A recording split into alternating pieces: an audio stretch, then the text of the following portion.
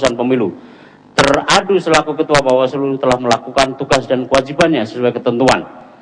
Simpulan 1. Teradu tidak terbukti melakukan pelanggaran kode etik, memutuskan 1. Menolak pengaduan-pengaduan untuk seluruhnya. 2. Merehabilitasi nama Pak teradu atas nama Dr. Muhammad SIP MSI sebagai Ketua Bawaslu Indonesia terhitung sejak dibacakannya putusan ini. Yang ketiga, memerintahkan kepada Bawaslu untuk melaksanakan putusan ini. Putusan telah dibacakan. Baik, putusan ini juga resmi telah dibacakan. 4 putusan terakhir berkaitan dengan teradu KPU Republik Indonesia dan juga Bawaslu. Saya persilakan.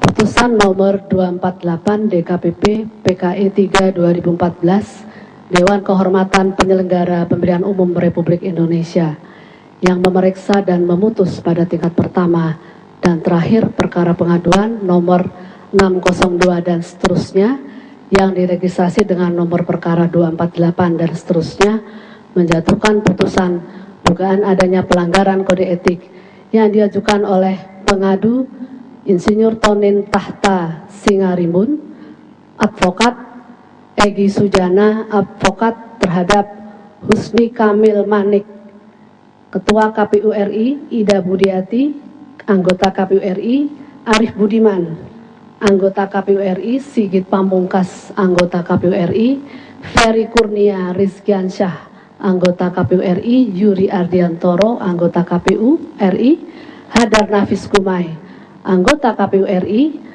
Muhammad, Ketua Bawaslu RI, Endang Widiatining Tias, anggota Bawaslu RI, Nelson Simanjuntak, anggota Bawaslu RI, Nasrullah, anggota KPU RI, Daniel Sukron, anggota KPU RI.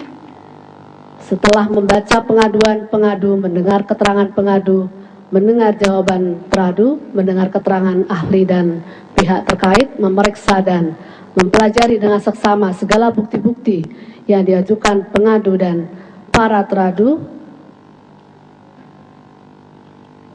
pertimbangan putusan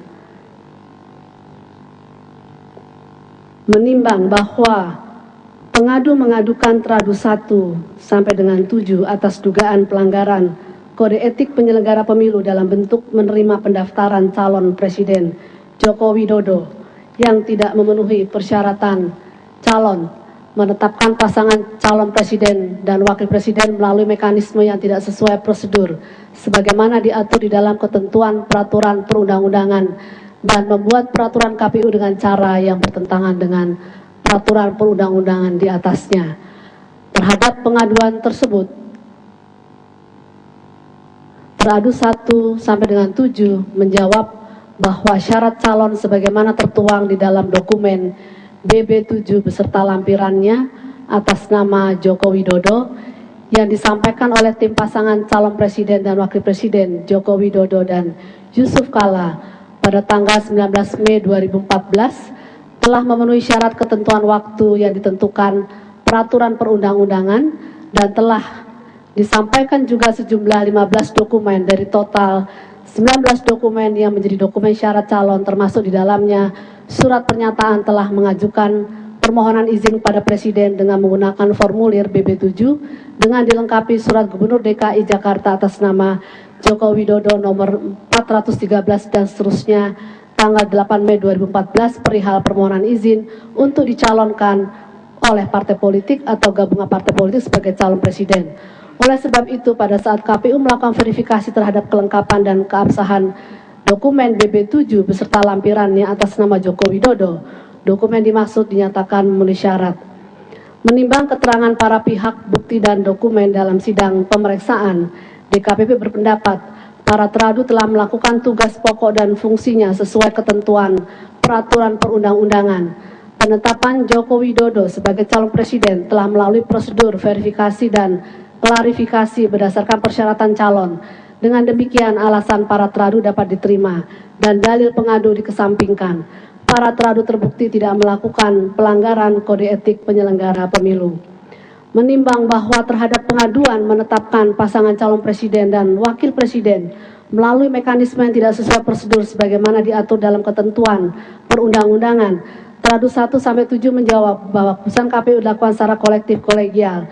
Pengambilan keputusan tentang penetapan pasangan calon presiden dan wakil presiden pada Pilpres tahun 2014 prosesnya telah dilakukan secara kolektif dan telah dituangkan dalam berita acara nomor 68 dan seterusnya tentang penetapan paslon peserta pemilu presiden dan wakil presiden 2014.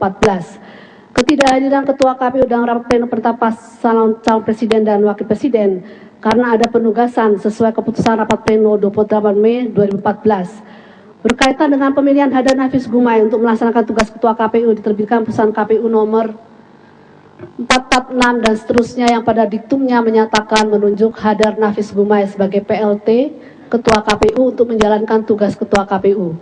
Selaku PLT, Hadar Nafis Gumai diberi wewenang penuh untuk melaksanakan tugas Ketua KPU